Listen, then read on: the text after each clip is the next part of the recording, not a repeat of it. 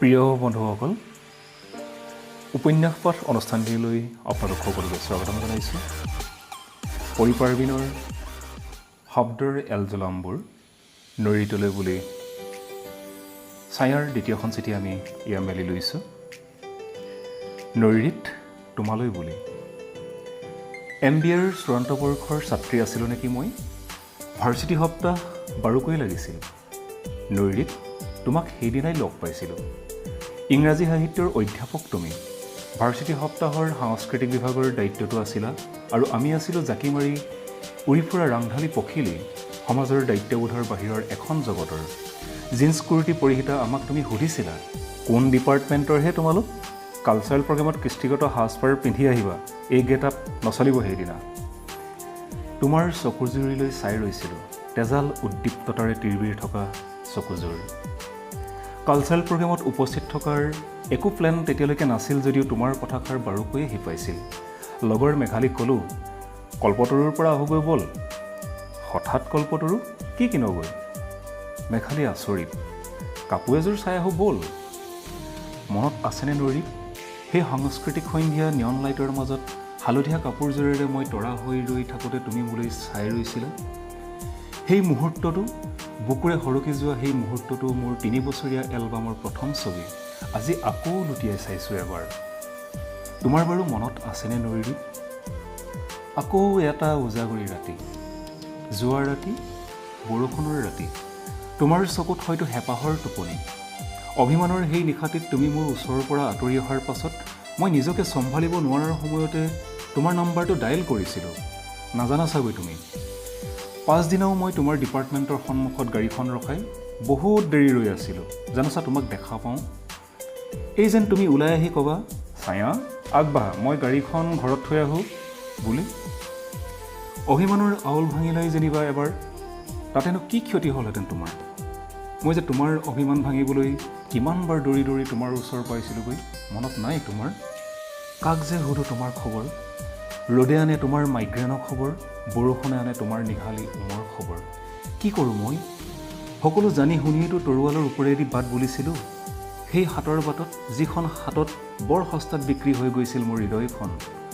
হতাশাৰ আকাশখন মূৰৰ ওপৰত লৈ মাজৰাতি চকুপানীৰে যেতিয়া শব্দৰ এলজলাম গিলিছিলোঁ, জ্বলি জ্বলি সোণ হোৱা মোৰ সোণালী কলমটো এপিয়লা নীলা ভৰাই লৈ হুমনীয়া খবৰ আঁকি গৈছিলোঁ তুমি উপহাৰ হিচাপে দিয়া কলপতীয়া ডায়েৰীখনত। ভাগ্যৰ কি পৰিহাস চোৱা নৰিত। সেই পখিলাহী দিনবোৰতে তোমাৰ কক্ষপথৰ পৰা বিচ্যুত হোৱা আশংকাত কোনোবা দুৰ্বল মুহূৰ্তত কৈছিলোঁ নেকি ভিৰৰ মাজত অকলে এৰি থৈ নাযাবা বুলি? আজি মই অহংকাৰ কৰি ক'ব পাৰোঁ, মোৰ শব্দবোৰেৰে তোমাৰ অকলশৰীয়া মুহূৰ্তবোৰ ভিৰ কৰি ৰাখিব, আৰু তাতেই মোৰ সাৰ্থকতা।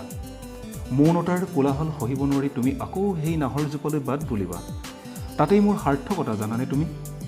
পখিলাৰ পৰা লেটালৈ সোমোৱাৰ মোৰ জীৱন চক্ৰত তুমি সানি দিয়া অনুভূতিবোৰেই মোক সাহস দিব। তোমাক হেৰুৱাৰ দুখতকৈ তোমাক ওচৰত পোৱাৰ সময়ৰ সুখখিনি আজীৱন মোক বুকু ভৰাই ৰাখিব, আৰু সেইটোও মোৰ সাৰ্থকতা, তোমাৰ ছায়া। প্ৰিয় বন্ধুসকল, সেই আছিল ছায়াৰ নৰিতলৈ দ্বিতীয়খন চিঠি। আমি এতিয়া ছায়াৰ তৃতীয়খন চিঠিও আমি মেলি লৈছোঁ। কিনো লিখিছে নৰিতক আহকচোন শুনো। নৰিত তোমালৈ বুলি। নৰিত তুমিতো জানাই সৰুৰে পৰা মই কিমান খেয়ালি মনৰ আছিলোঁ। দেউতাক দেখা মনত নপৰে আৰু মায়ে গালি দিয়াও মনত নপৰে। সেই যে সৰুতে বেলিটো মূৰত লৈ বৰশী টোপাবলৈ গৈছিলোঁ লগৰবোৰৰ সৈতে। পাছৰ জীৱনতো সেই অভ্যাস এৰিব নোৱাৰিলোঁ। দাদাই কিনি দিয়া কেমেৰাটোৱে পাছলৈ মোক আৰু খেয়ালি কৰি তুলিছিল। ল'ৰা আৰু ছোৱালী পাৰ্থক্য বুজা পৰিৱেশ এটা ঘৰত নাপালোঁৱেই কেতিয়াও। সেইকাৰণেই নেকি নৰিত এই পৃথিৱীখনলৈ কেৰেপ কৰা নাছিলোঁ কেতিয়াও। গান, পাৰ্টি, চিনেমাৰে মাজৰাতি ইউনিভাৰ্চিটি হোষ্টেলৰ ৰুম জীৱন্ত কৰি ৰখা সময়খিনিক ভবা নাছিলোঁ মৰমৰ শিকলি দোলেৰে কোনোবাই মোক এনেকৈ বান্ধি পেলাব বুলি। বৰ ভাল পাই পেলাইছিলোঁ তোমাক, আৰু সেই ভাল পাই মোৰ জীৱনৰ কেঁকুৰি সলোৱা প্ৰথমটো বিন্দু। তোমাৰ কলিজাৰ তেজেৰে শিৰ বুলোৱাৰ সপোন জাগি উঠা সময়ত বহুতবাৰ তোমাৰ নাম্বাৰ ডায়েল কৰিছিলোঁ। মোৰ অজস্ৰ ফোন কলত তুমি কেতিয়াও সঁহাৰি নিদিলাই। কেনেকৈ পাৰিছিলা নৰিত তুমি, কেনেকৈ? চিনাকি নাম্বাৰটোৱে তোমাৰ বুকুত এধান মানুহ খুন্দা মৰা নাছিলনে? মেছেজ বক্সত তোমালৈ কিবা এটা লিখোঁ, কাটো, আকৌ লিখোঁ, পঠিয়াই দিওঁ।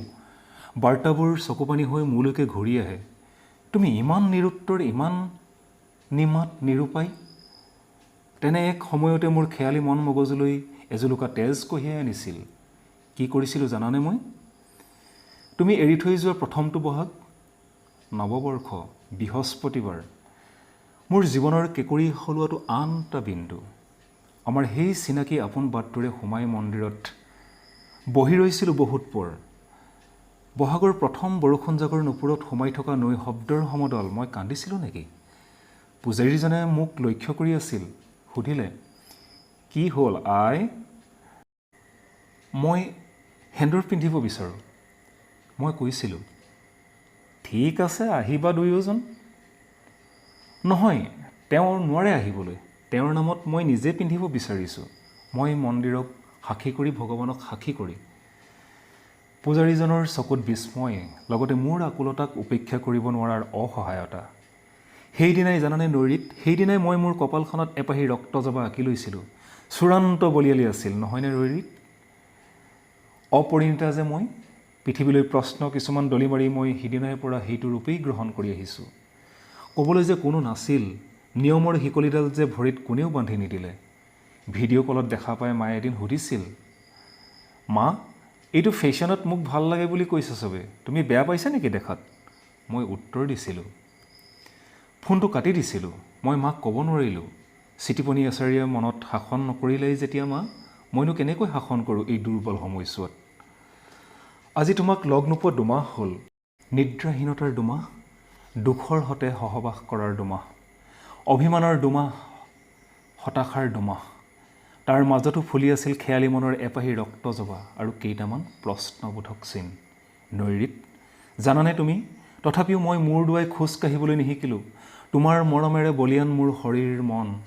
সেইবাবেই ৰাতিপুৱাই কপালত, ওঠত তোমাৰ কলিজাৰ ৰং সানি, চকুত কাজল, গাত নীলা কুৰ্তিটো বা আচলেৰে মেৰিয়াই লোৱা সোণাৰু ৰূপী সাজযোৰৰ মাজত মূৰ তুলি পৃথিৱীৰ প্ৰশ্নবোৰ এটা এটাকৈ উফৰাই যাওঁ।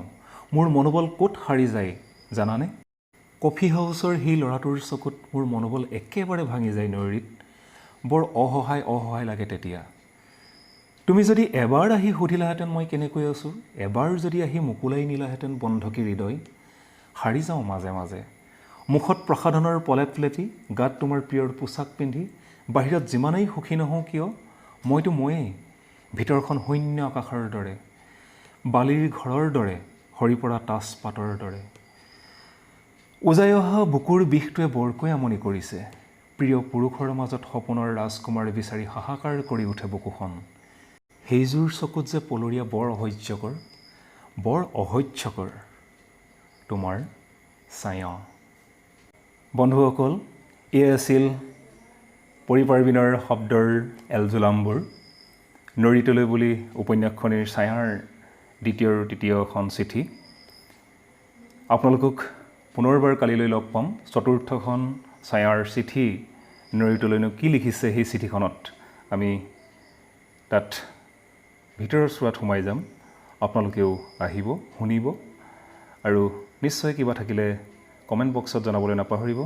আজিলৈ ইমানতে এৰিছোঁ। সকলো কুশলে থাকক, ভালেই থাকক। শুভৰাত্ৰি।